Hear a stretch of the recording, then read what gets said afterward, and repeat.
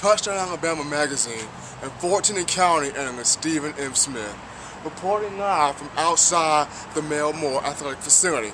Head Coach Nick Saban is at the podium right now getting ready for his press conference.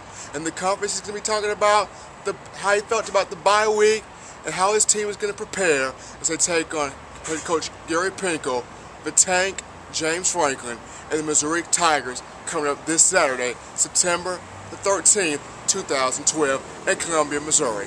Let's cut an eye to the press conference. Good. Well, just to review quickly, last week I thought we really worked hard fundamentally, and the players responded in a positive way. And this time of the season, if the season matters to you, now's sort of the time to show the incentive you have to get excited about the opportunities that you've created for yourself. And great competitors care about how they perform, and they know they have to work hard to be consistent in what they do, as well as be enthusiastic in their work, so that the positive energy affects other people in a positive way. There's a lot of parity in college football. The teams that most of you in this room, make head and shoulders above other teams. Obviously showed you this last weekend how badly you could be mistaken. But I think what it proved is the only thing predictable about college football is it's unpredictable. So, the consistency and the key to the whole thing is consistency in performance. Having a group of players that are going to be committed to doing the things that they need to do to play the game at a high standard, at a high level all the time, regardless of the circumstance or situation. This is an important game to us. It's an SEC game, and we're playing in a place where nobody in our team meeting today has ever been before, including me. So, we're playing a new opponent that, in my mind, is a very challenging opponent for a lot of reasons. They're a very good defensive team. They're ranked nationally in most categories. Defensively, they're physical, they're tough, they're very aggressive, create a lot of negative plays for the offense, and offensively this is probably one of the most challenging offenses philosophically, which has been one game for D. Milner and quite a bit of the game versus Ole Miss in the last game for Dion. So it's good to have a guy that has the experience that John has, and he's done a really nice job for us. Gino is a young guy that continues to develop at a lot of different positions, and with those guys, you just kind of try to keep working to help them make strides every practice, every day, every play, so that they can improve a little bit more consistency and confidence in what they're doing.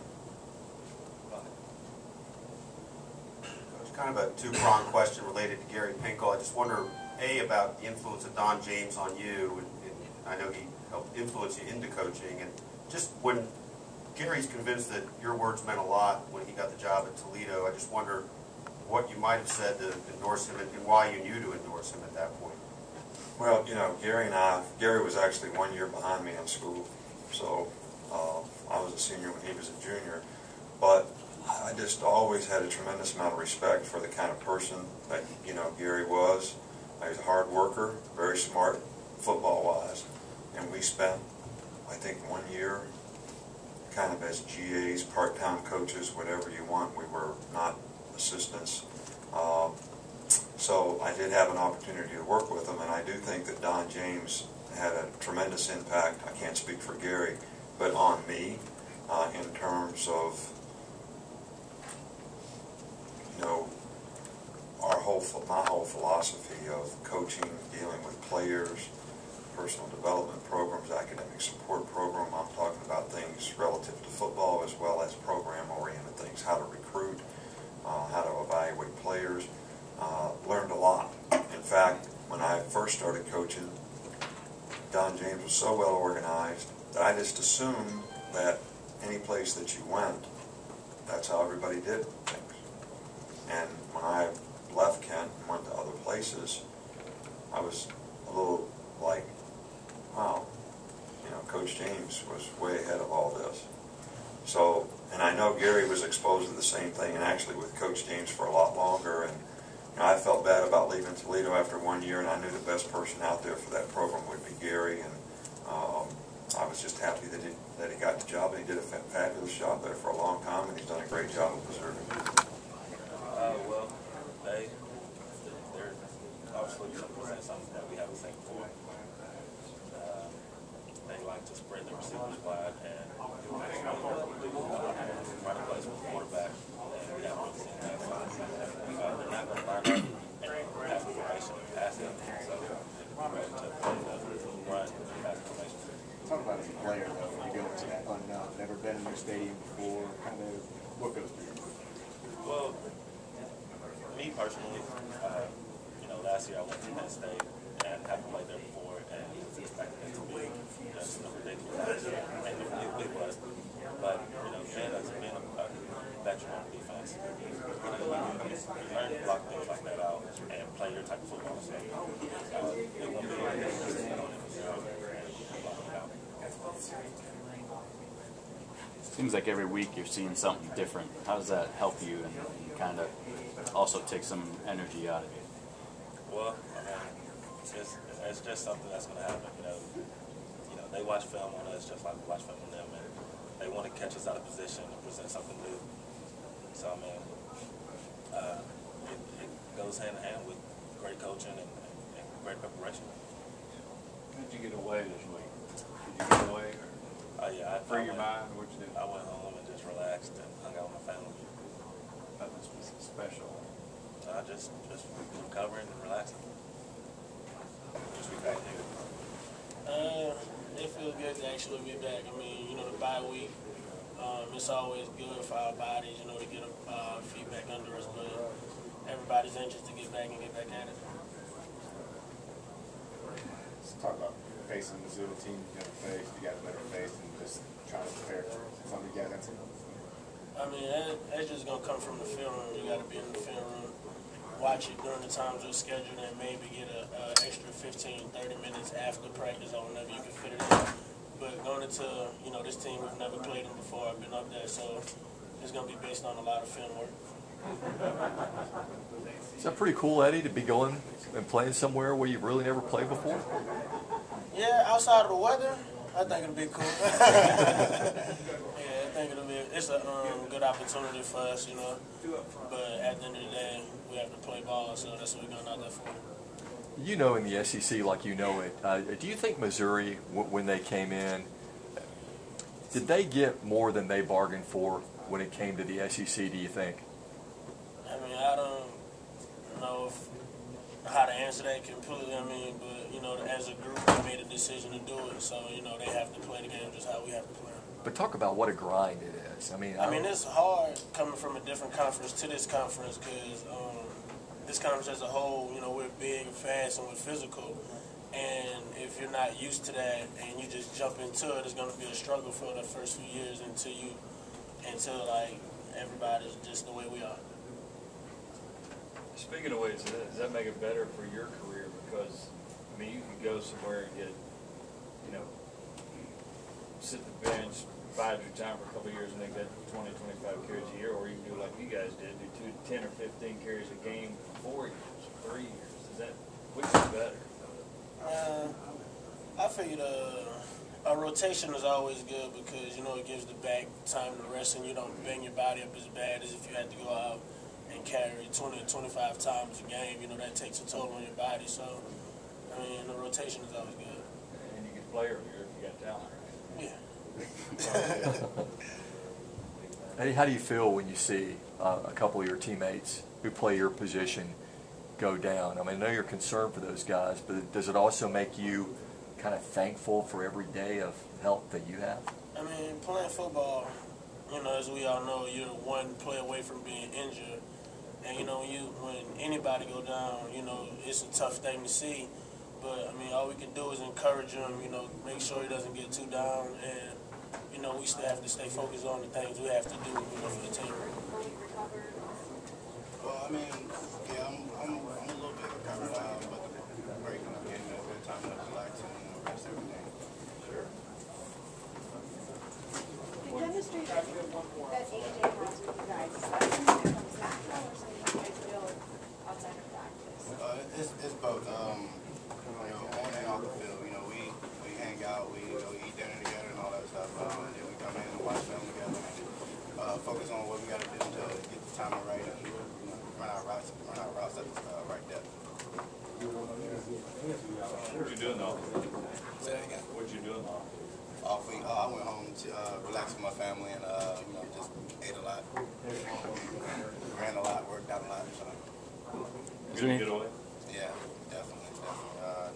The family hasn't been able to come up here as much as I want to, so I just went home and relaxed with them. Is there anything Coach says you guys can or cannot do during the off week? Basically, don't dissipate, which means don't, go out and, represent yourself in the wrong way. What's it like playing with Chance Warmack? What's he like as a leader of the offense? Chance Warmack is a fool. He is something else on the field. I mean, when he's hyped, him and Fluker, when they get together and they get hyped, it's hard to stop them, first of all, and then it's great to be out there practicing with them because they get you in the mood too. Now are you laughing about how pumped up they get, or are they like jokesters too, or what exactly?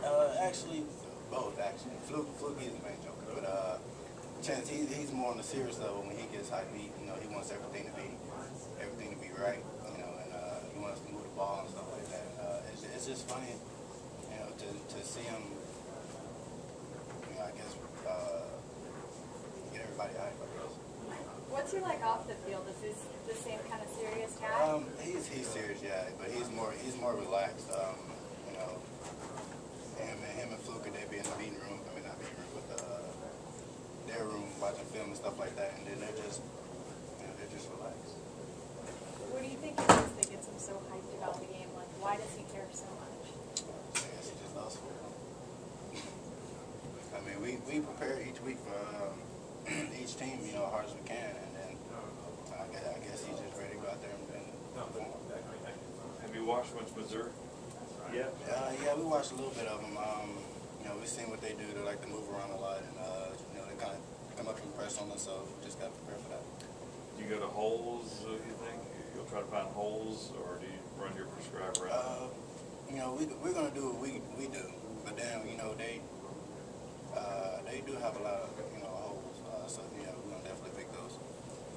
The SEC, you've played several games now. Do you think Missouri kind of underestimated how difficult it would be? Well, I really don't know what their mindset is, but the SEC is, I guess, one of the best conferences in the nation. So you just got to prepare for it. And it's a grind, isn't it? Yeah, most definitely. Did you watch South Carolina and Florida play Saturday? South Carolina, Georgia.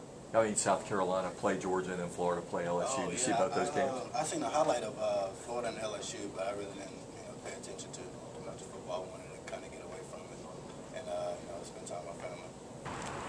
During the press conference, Coach Saban talked about the significance and the importance of this game. Going to Columbia, Missouri, a place where he nor his team has never played before, and a new atmosphere and a new scenery, but still an SEC game and a big conference. The players talked about how important the bye week was, getting a rest in for their bodies to recharge and reload, but they're anxious and ready to get back on the field to compete for another game in the SEC. When being asked did Missouri underestimate the SEC, Coach Saban and the players basically said it's a conference with a grind. They know that the SEC is the best conference, so when them coming to the SEC, I believe in the near future Missouri will be an outstanding football team. As far as Coach Saban's aspect of this game, he looks forward to playing against one of his favorite friends, being head coach Gary Pinkel. He knows how well Gary Pinkel has done as the coach at Missouri. Coach Saban talked about the three assets of a good passing game, being a quarterback to make outstanding reads and get accurate passes down the field, an offensive line to protect the quarterback, and receivers that run crisp routes in the football field. Coach Saban also talked about the things that will discourage that, being a secondary that can make life harder on receivers, and a defensive line that can ferociously blitz and rush the quarterback. Will Alabama be able to get pressure on the tank, James Franklin in Missouri? We will see September the 13th, 2012, when the Tide takes on the Missouri Tigers. But this is Fortune County analyst Stephen M. Smith from Touchdown Alabama Magazine, reporting live from outside the Melmore facility.